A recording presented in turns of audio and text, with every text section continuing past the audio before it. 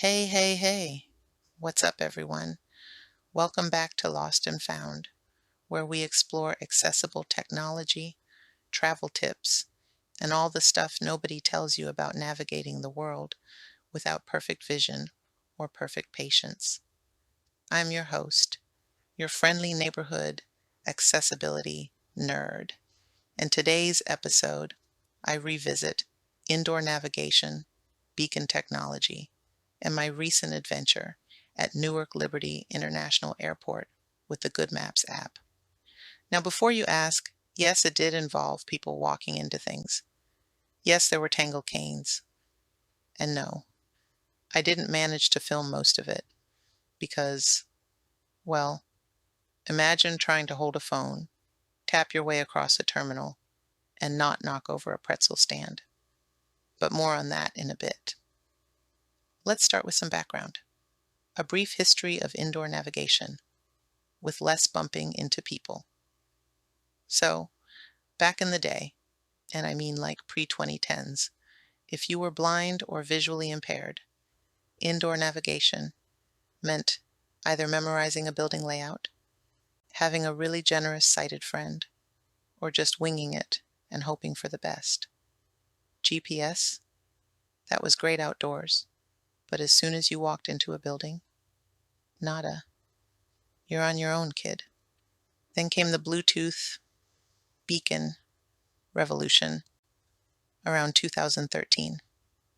Apple launched iBeacon, and soon these little devices were popping up in train stations and airports like tiny digital breadcrumbs. They'd ping your phone, and apps would use those pings to tell you where you were. It was a step in the right direction, sure, but it also meant places had to install and maintain a ton of hardware. You ever try convincing a building manager to install 50 Bluetooth pucks on the ceiling because your app said so?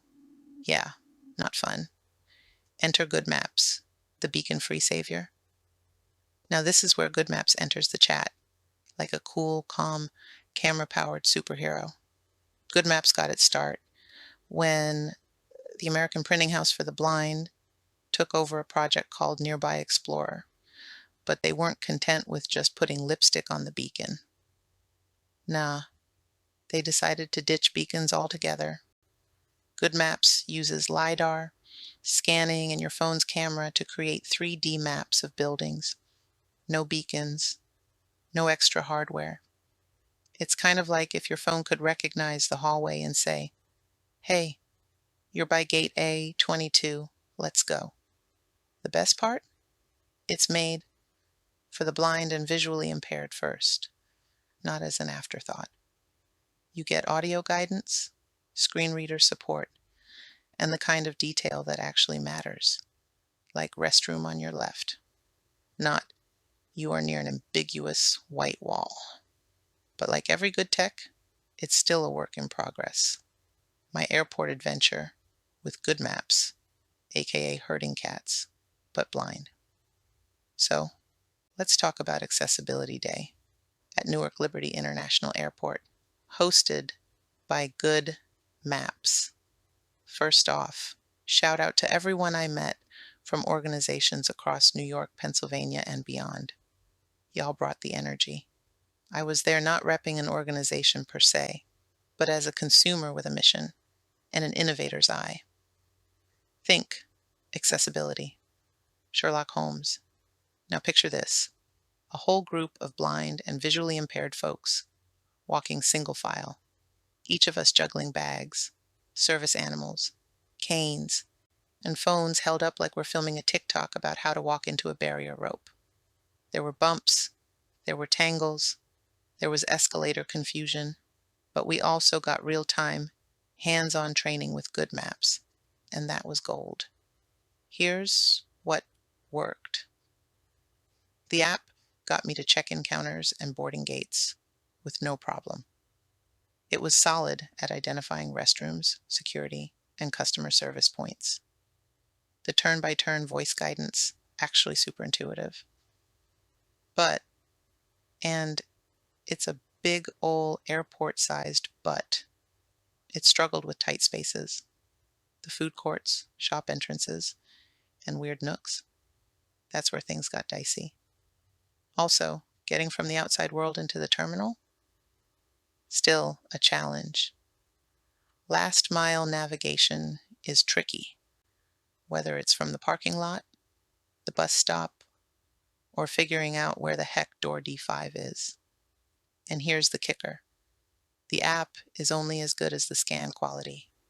If someone scanned the area while half asleep or didn't capture the fine details, that's going to affect every user afterward.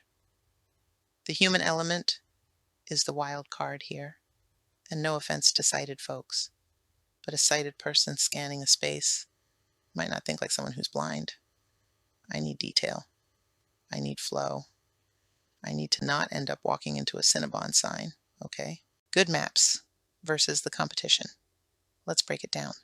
How does GoodMaps stack up? App, beacon-free. Highlights. GoodMaps check LiDAR plus camera, built for BVI users. Waymap check. Great in metro systems. Strong AI sensor fusion.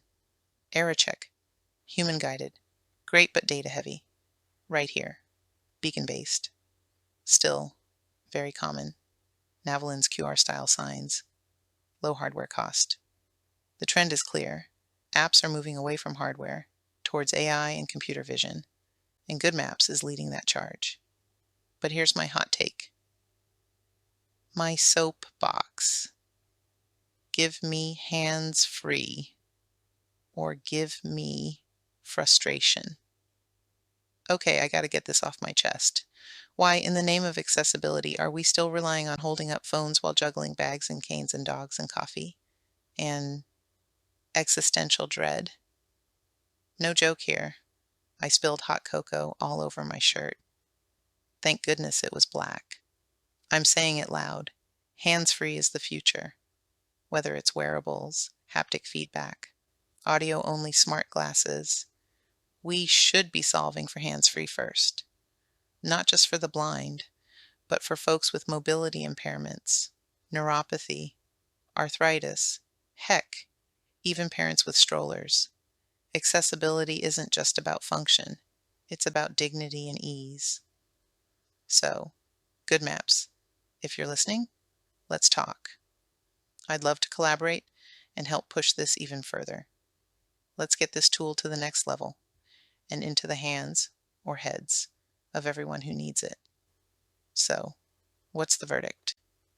GoodMaps is promising, practical, and way more powerful than past tech. It's still evolving, and that's okay. The experience at the airport showed me both the potential and the quirks. We're on the right path. But until this tech can guide me to my gate and to the best airport snack without making me look like a lost cyborg, I'm keeping my expectations grounded and my humor intact. Thanks for listening to Lost and Found. I'm your host, tripping over the future so you don't have to.